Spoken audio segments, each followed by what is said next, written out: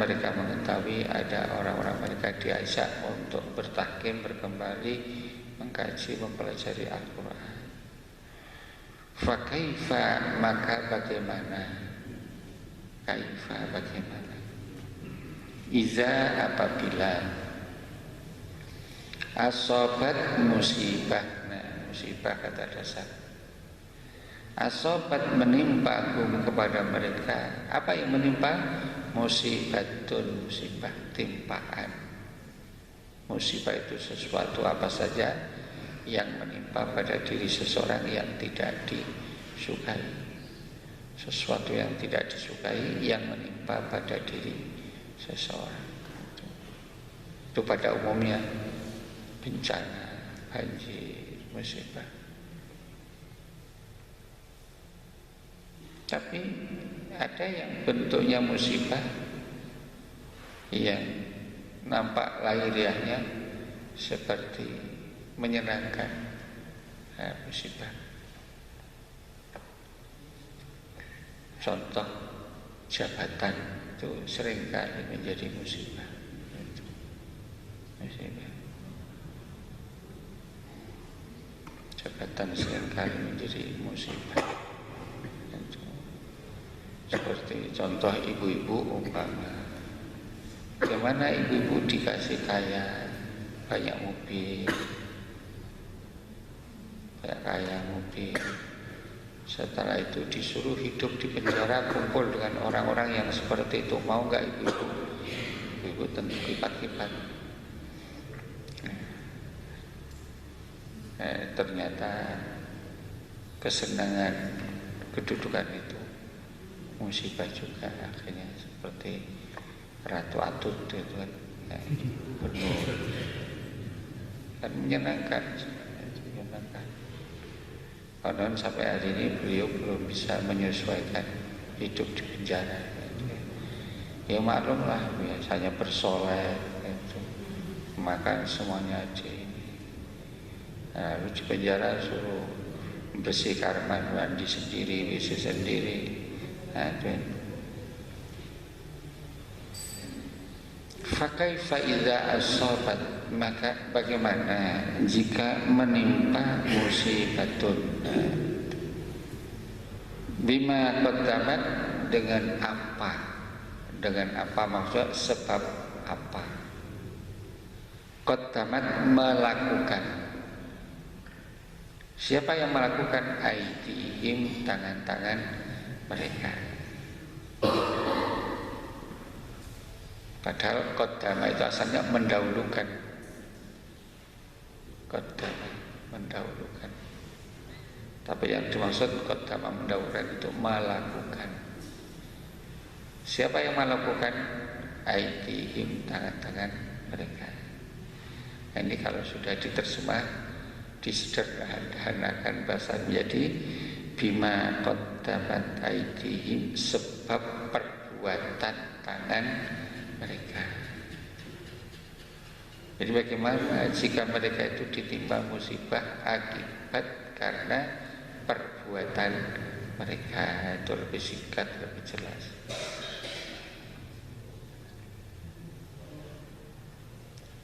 Seperti banjir itu banjir yang tidak wajar. Nah, itu banjir yang tidak wajar itu bisa berarti azab, bisa berarti peringatan dari Allah. Hujan sedikit banjir, sing disalahno jarene Bogor. Padahal kesalahan ini, puncak kesalahan bukan di Bogor, di Jakarta. Nah, puncak kesalahannya di dekat Menteng Raya sana. Summa ja'u, kemudian mereka datang. Ja'u, mereka datang kepada kamu. Yakhlifuna, khalafa, yakhlifu, bersumpah. Khalafan, sumpah. Sengaja diulang-ulangi supaya lebih bisa cepat familiar terhadap bahasa Al-Quran. Khalafa yakhlifu, bersumpah. Yakhlifuna, mereka bersumpah. Sama dengan yaminun. Yaminun itu juga sumpah. Billahi, dengan nama Allah. Apa sumpah mereka? In aradna illa ihsana. In aradna illa, jika ada in, huruf in atau huruf ma atau huruf hal, setelah itu ada illa, maka in mahal itu nafi, artinya tidak. In aradna, tidaklah kami menghendaki. Dari aroda yuridu irodatan, murid itu murid SD, madrasah, murid itu orang yang menghendaki ilmu. In aradna, tidaklah kami menghendaki illa ihsanan, kecuali kebagusan.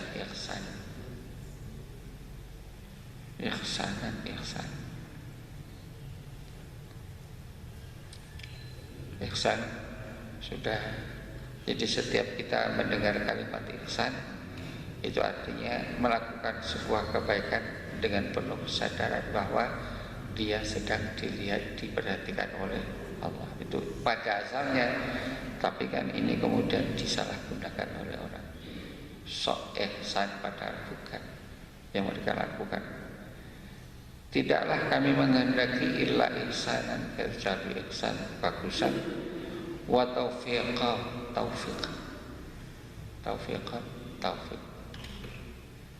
Taufik itu kata dasar dari fi'il madhi, waffaqa yuwaffiqu taufiqan, sesuai. Ternyata taufiqan, kata dasar dari waffaqa yuwaffiqu taufiqan, taufiq. Nah, kemudian menjadi istilah dalam kehidupan bahasa bermasyarakat, taufik. Artinya apa? Taufik ialah persesuaian antara keinginan kita dengan kehendak Allah. Bahasa yang lebih mudah, restu, dapat restu, taufik. Karena itu seringkali kita mendengar pembawa acara, semoga kita mendapat hidayah dan taufik dari Allah. Seperti ungkapan atau pengakuan orang mukmin dalam Al-Quran, wa ma taufiqi illa billah. Aku bisa mencapai, aku bisa mendapat, aku bisa memperoleh semuanya ini semata-mata karena taufik Allah. Restu atau persesuaian, atau kemudian menjadi anugerah dari Allah, itu taufik. Wa taufiqan, dan taufik. Ulaika, mereka itu alladzina, orang-orang yang ya'lamu, mengetahui Allah. Ulaika alladzina ya'lamu, mengetahui. Siapa yang mengetahui? Allah. Nah, kalau kemudian diungkap dengan bahasa yang sederhana menjadi ulaika, mereka itu orang-orang munafik seperti itu, yang menyembunyikan kekufurannya seperti itu, alladzina ya'lamullahu, yang telah diketahui oleh Allah, ma fi qulubihim, apa yang ada di dalam hati mereka. Jadi alladzina ya'lamullah, orang-orang yang mereka itu alladzi ya'lamu, yang mengetahui Allah. Mereka itu yang Allah ketahui. Maksudnya mereka itu orang-orang yang telah diketahui oleh Allah. Apanya? Ma fi sudur, ma fi qulubihim, apa yang ada di dalam hati mereka. Apa yang ada di dalam hati mereka? Kekufuran itu. Nah karena itu kata Allah, fa'arid, maka berpalinglah kamu anhum atas mereka. Allah menyuruh berpaling, menghindar dari bersahabat dekat dengan orang-orang munafik, karena mereka itu tidak jujur, suka menyembunyikan apa yang ada di dalam hati mereka untuk keselamatan mereka. Karena itu fa'arid, maka berpalinglah kamu Muhammad anhum atas mereka, wa'id, dan berilah peringatan kepada mereka. Wa'adha, yaitu wa'adhan atau mau'idhah, sekarang sudah menjadi istilah mau'idhatun hasanah, peringatan. Hari kita mendengar mau'idhah hasanah sudah menjadi bahasa yang sederhana sekarang di masyarakat. Wa'idhum, dan berilah peringatan. Wa'adha ya'adhu id filaman mereka. Wakul, dan ucapkanlah Muhammad lahum kepada mereka, fi anfusihim, di dalam hati mereka, kaulan, ucapan, balighon, yang balik, balighon, yang balik. Balik di dalam ayat ini maksudnya mu'assiran, yang berkesan, ucapan yang berkesan. Balik, ada namanya ilmu balaghah, ilmu yang balik, ilmu balaghah, ilmu yang mempelajari tentang kedalaman susunan sebuah bahasa balik. Qaulan balighah, ucapan yang balik, maksudnya ucapan yang berkesan. Karena apa? Kepada orang-orang munafik kok disuruh berucap dengan ucapan yang berkesan, yang menggugah berpikir mereka. Ya sebab mereka itu bukan tidak tahu kalau mereka itu salah, mereka tahu salah, sengaja salah, mau diapakan lagi. Nah,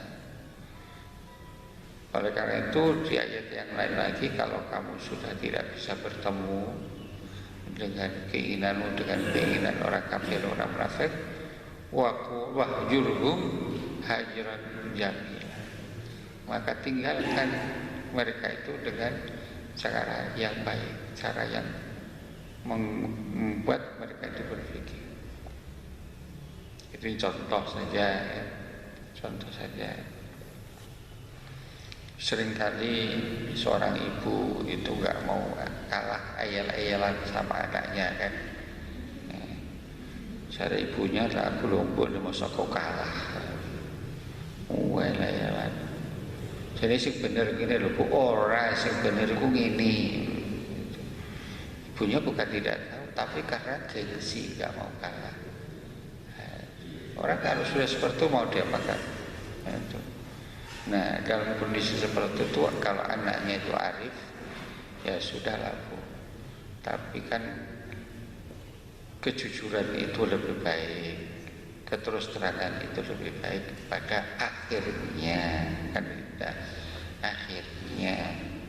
Nah itu, yuk kamu lo mau sebenar. Nah itu kalau sudah pisah 1 menit itu mungkur, no atini jangan banyak negosiasi benar. Nah, jangan banyak negosiasi benar, banyak akhirnya rapi. Wala kurang. Itu namanya khulan balik, ucapan yang bisa menggugah. Nah, kita disuruh seperti itu jauh.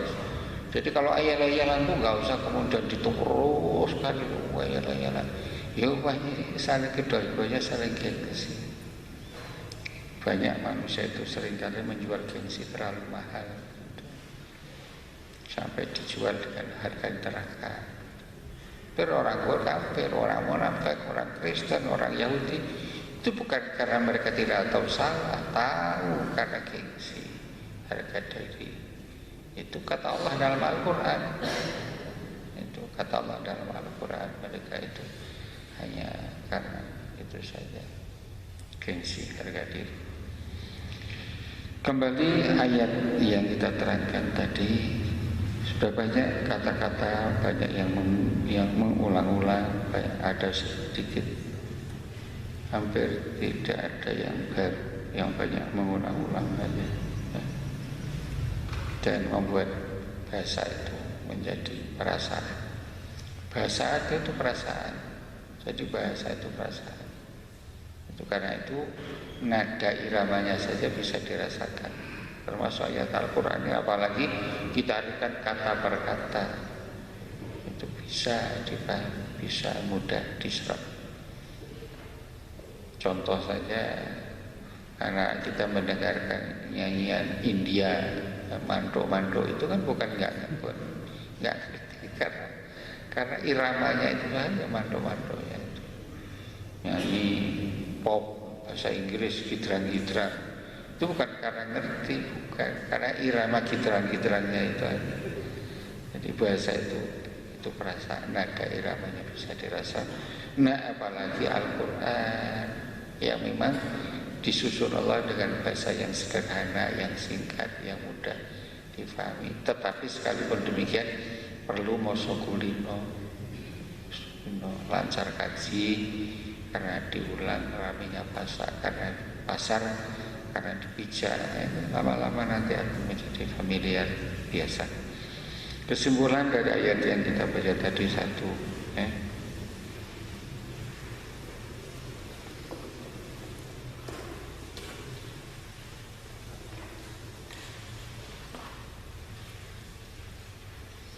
di antara sifat buruk orang munafik, di antara sifat buruk orang munafik ialah tidak bisa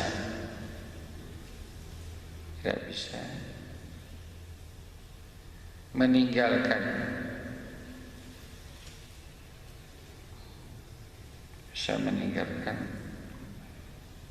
hubungannya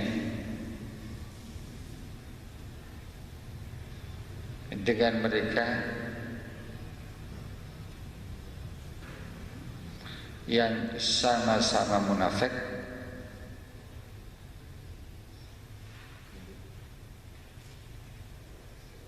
dan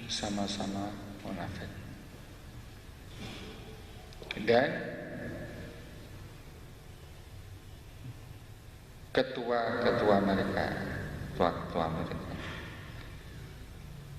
Jadi mereka masih tetap menjalin hubungan. Itu karena mereka hanya pura-pura aja hatinya. Yang kedua,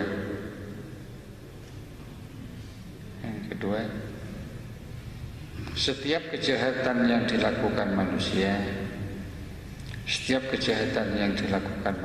pasti melibatkan kejahatan setan.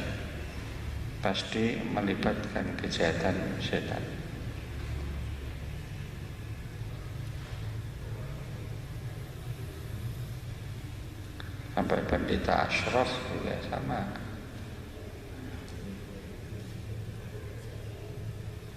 Tiga,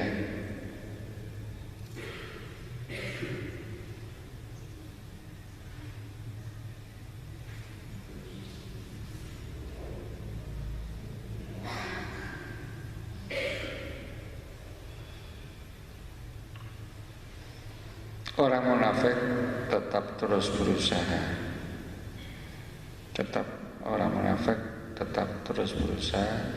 Untuk menghalang-halangi berkembangnya Islam atau kebenaran.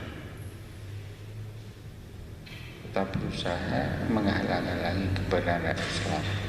Saja menghalang-halangi kebenaran Islam. Cuma mereka enggak berani terus terang. Dan jumlah munafik itu ikut berkembang bersama perkembangan sosial dalam kehidupan masyarakat. Yang keempat,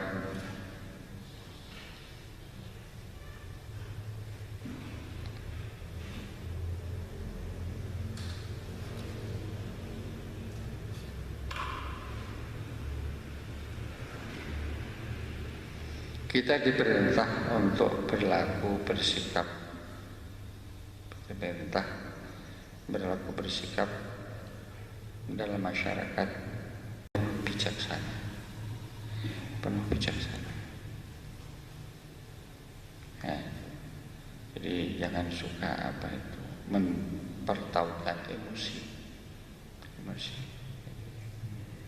Karena emosi itu terbawa oleh hawa dikendalikan oleh setan. Dan orang yang mengikuti hawa nafsunya itu bisa menghalang-halangi kebersihan jiwa. Nah, bisa menghalangi proses terjadinya kebersihan jiwa. Mau contoh ini aja. Pada perang Hunain, terjadi perang Hunain yang tempo hari sudah sering kita lewati kisah, yaitu haditsul ifki, cerita bohong yang diarahkan kepada istri Rasulullah Aisyah. Katanya berlaku serong dengan Sofwan karena waktu pulang dari perang Hunain itu. Nah, cuma yang jadi masalah di antara orang-orang yang ikut-ikutan menyebarkan fitnah bohong itu justru misanane Abu Bakar dewi. Padahal misalnya Abu Bakar itu orang yang nggak punya, yang hidupnya hampir 100% bergantung dengan Abu Bakar. Lho kok iso karena Abu Bakar? Nah, itu cuma Abu Bakar nggak ngomong seperti itu. Sudah, kata Abu Bakar, aku sudah nggak akan bantu lagi. Nggak akan bantu lagi. Nah coba, itu kan kalau orang sekarang kan ya itu wajar lah, namanya manusia. Abu Bakar punya sikap seperti itu, masuk gak terima kasih nih. Tapi kalau oleh Allah gak boleh, gak boleh.